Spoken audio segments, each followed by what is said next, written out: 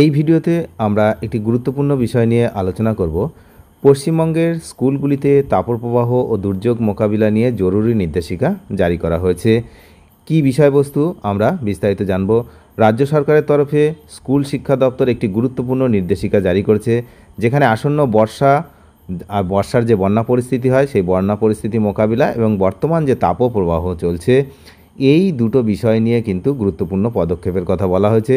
11ই June অর্থাৎ আজ এই যে নোটিশটা জারি হয়েছে, এই বিজ্ঞপ্তিতে কি বলা আছে, মূলত দুটি কারণের কথা বলা হয়েছে।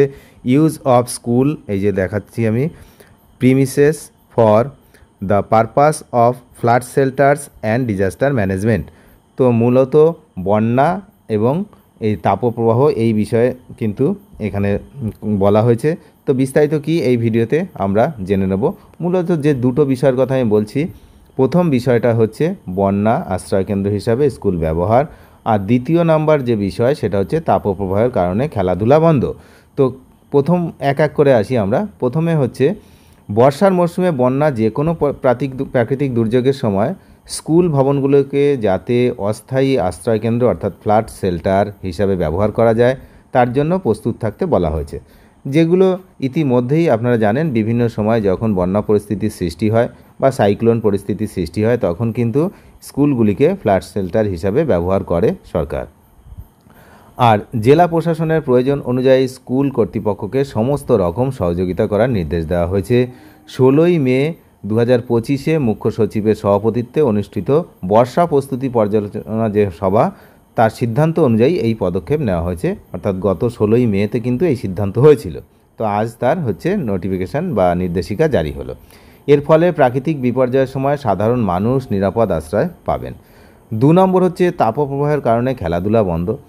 রাজ্য জুড়ে আপনারা জানেন প্রচণ্ড তাপপ্রবাহ চলছে।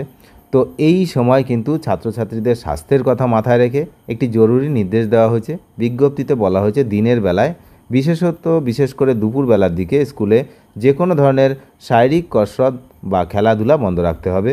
ছাত্রছাত্রীরা যাতে সরাসরি রোদের সংস্পর্শে না আসে তা নিশ্চিত করার জন্য এই সতর্কতা জারি করা হয়েছে। এই নির্দেশটি অত্যন্ত জরুরি হিসাবেই কিন্তু বিবেচনা করা হচ্ছে।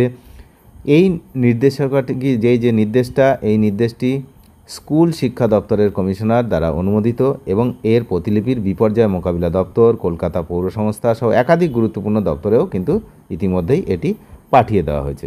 তাহলে দুর্যোগের জন্য আগাম প্রস্তুতি ও ছাত্রছাত্রীদের স্বাস্থ্য সুরক্ষা উভয় দিকেই বিশেষভাবে নজর রাখছে প্রশাসন। অনেক ধন্যবাদ শেষ পর্যন্ত দেখার জন্য। চ্যানেলে নতুন হলে অবশ্যই চ্যানেলটিকে সাবস্ক্রাইব করে সঙ্গে থাকবেন। Thank you.